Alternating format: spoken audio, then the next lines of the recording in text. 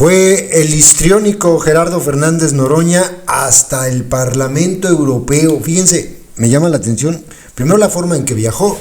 Se fue por ahí, seguramente ya vieron una fotografía que compartió Risco, donde se ve al histriónico en esta clase business de Air France, un pasaje de avión que, jodido, y ustedes pueden buscarlo, jodido, cuesta unos entre 120 y 150 mil pesos. ¿Qué hubo?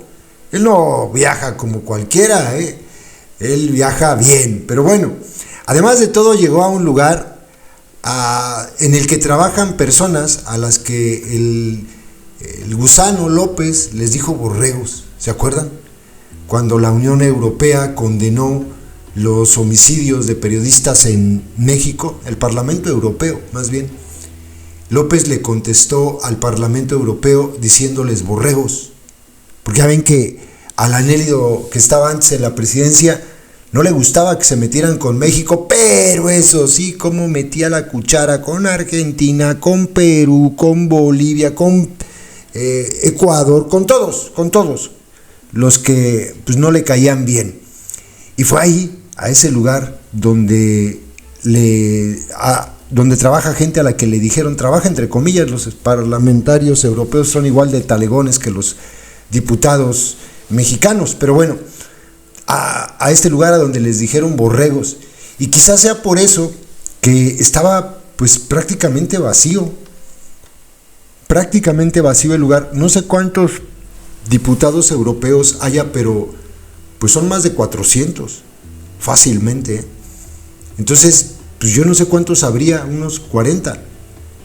Quizás sea por lo mismo, quizás sea por la forma en que el gobierno de México se ha referido a la Unión Europea, al Parlamento Europeo, porque se ha peleado López con ellos también, se peleó con ellos y me llama la atención que llega ahí a decirles que larga vida con las relaciones de la Unión Europea, que larga vida a los pueblos europeos.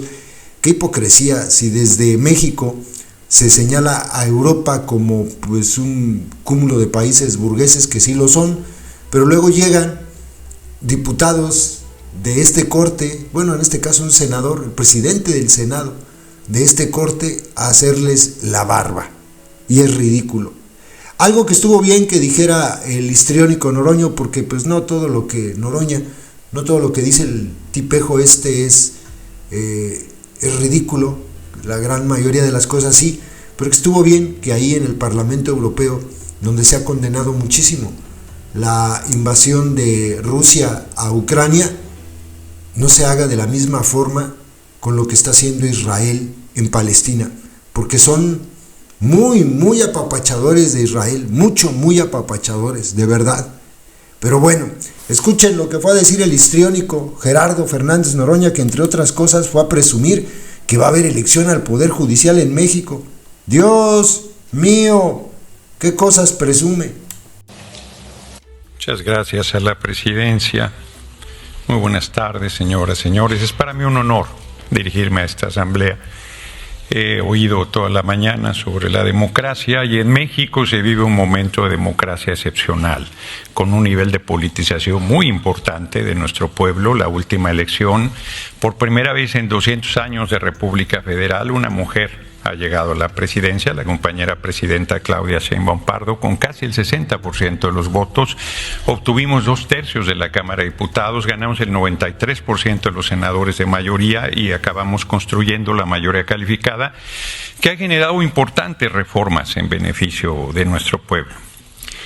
Digo, sin exagerar, una de las reformas constitucionales que hicimos nos parece que está abriendo un camino diferente para la humanidad desde México, porque por primera vez en la historia de los pueblos del mundo se va a elegir por el voto universal, secreto y directo a las personas integrantes del Poder Judicial. Poder Judicial en México y en no pocos países representa un bastión del conservadurismo que ha atacado a gobiernos democráticos que sirven a sus países y se busca descarrilarlos a través de este poder y de la utilización de los medios de comunicación. El 1 de junio, reitero, por primera vez se elegirá por el voto universal, secreto y directo. Tenemos paridad plena en las cámaras, tanto federales como de las 32 entidades del país, y el único poder que no tenía paridad era el poder judicial. tendrá a partir de la elección del 1 de junio paridad plena.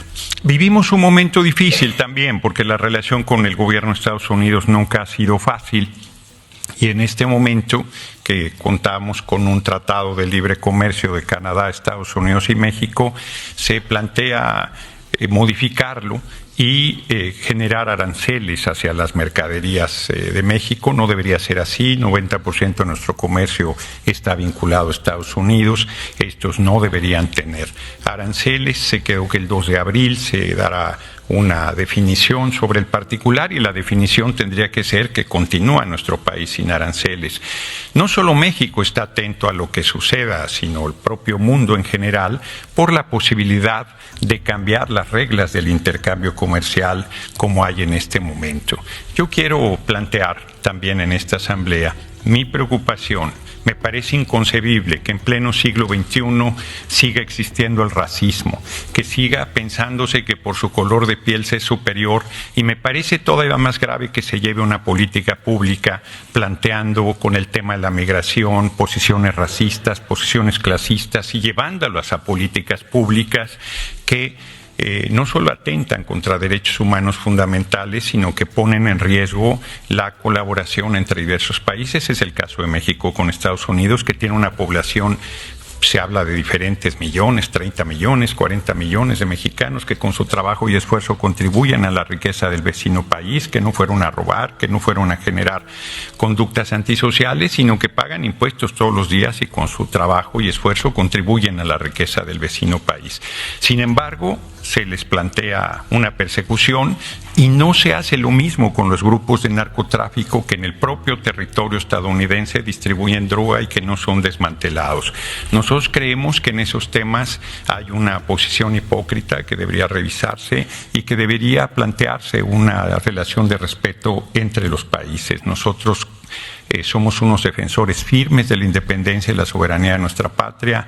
Mantendremos la comunicación, el diálogo. Estamos convencidos que debe haber intercambio, coordinación, pero bajo ninguna circunstancia subordinación de nuestro país a ningún otro país, por poderoso que sea, como es el caso de Estados Unidos. Finalmente, nosotros consideramos que es importante apostar a la multipolaridad y que sería necesario hacer un acercamiento mayor con la Unión Europea para buscar comunicación, intercambio, una interrelación mayor. Pero no deja de asombrarme, también lo escuché esta mañana, que se condene la intervención militar de Rusia en Ucrania y no se condene con la misma fuerza la intervención del Estado de Israel en Palestina, la intervención de Estados Unidos y de la propia Unión Europea en Afganistán o en Irak.